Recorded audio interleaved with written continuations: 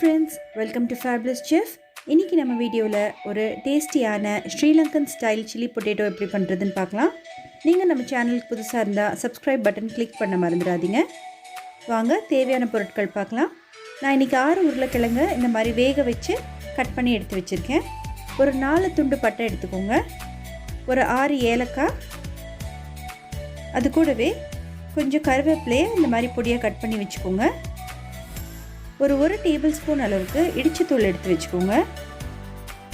ஒரு 2 பெரிய வெங்காயத்தை இந்த மாதிரி கட் பண்ணி எடுத்து வச்சுக்கோங்க. இப்போது ஒரு வடைசட்டி வச்சுக்கோங்க.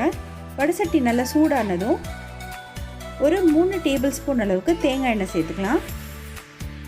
இந்த ரெசிபிக்கு தேங்காய் எண்ணெய் தான் நல்லா டேஸ்ட்டாக இருக்கும். எண்ணெய் சூடானதும் நம்ம எடுத்து வச்சுருக்கிற 4 துண்டு பட்டையை சேர்த்துக்கலாம்.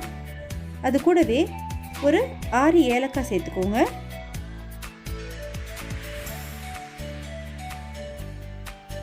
இப்போது ஒரு டேபிள் ஸ்பூன் அளவுக்கு இடிச்ச தூள் சேர்த்துக்கலாம். வரமிளகாயை 1-2 அரைச்சி சேர்த்துக்கோங்க. கொஞ்சம் கருவேப்பிலை சேர்த்துக்கலாம். அது கூடவே ஒரு 2 பெரிய வெங்காயத்தை இந்த மாதிரி நீட்டமாக கட் பண்ணி சேர்த்துக்கோங்க. எல்லாத்தையுமே நல்லா வணக்கி விட்டுக்கோங்க. அடுப்பை ஸ்லோவில் வச்சுக்கோங்க, இல்லாட்டி உங்களுக்கு அந்த இடிச்ச தூள் சீக்கிரமாகவே கருகி போயிடும். நல்லா வணக்கி விட்டுக்கோங்க.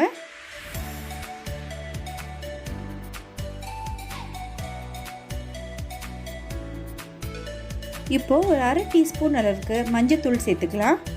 மஞ்சத்தூள் இந்த ரெசிபிக்கு ஒரு நல்ல கலர் கொடுக்குங்க. இந்த ஃப்ளேவர் கூட நல்லாயிருக்கும்.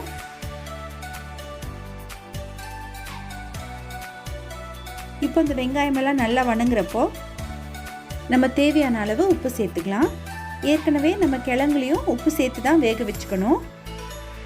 கிழங்கு வேகிறப்பவே நம்ம உப்பு சேர்த்து ஒரு 4 விசிலில் வேக வச்சு அதை தோல் உரித்து இந்த மாதிரி பொடி பொடியாக கட் பண்ணி வச்சுக்கணும். இப்போ நம்ம வேக வச்ச கிழங்க சேர்த்து எல்லாத்தையுமே நல்லா வணக்கி விட்டுக்கலாம்.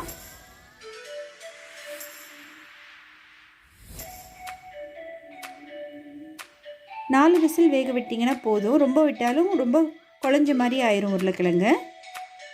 இப்போது ஒரு 1/2 எலுமிச்சம் பழத்தோட சாறு சேர்த்துக்கலாம்.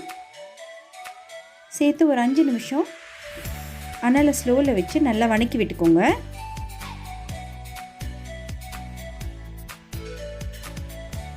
நல்லா ஒரு கிறிஸ்பி கோட்டிங் வர வரைக்கும் நல்லா ஃப்ரை பண்ணிக்கோங்க அந்த எண்ணெயிலேயே. இது ரசம் சாப்பாட்டு கூடயோ இல்லாட்டி ஒரு சப்பாத்தி கூடயோ ப்ரெட்டு கூட ரொம்பவே டேஸ்ட்டாக இருக்கும். அவ்வளோதான் ஃப்ரெண்ட்ஸ், நம்மளோட சூப்பரான Sri Lankan style chilli potato ready ஆயிடுச்சு. கண்டிப்பாக ட்ரை பண்ணி பாருங்கள். லைக் பண்ணுங்கள், கமெண்ட் பண்ணுங்கள், கண்டிப்பாக சப்ஸ்கிரைப் பண்ணுங்கள்.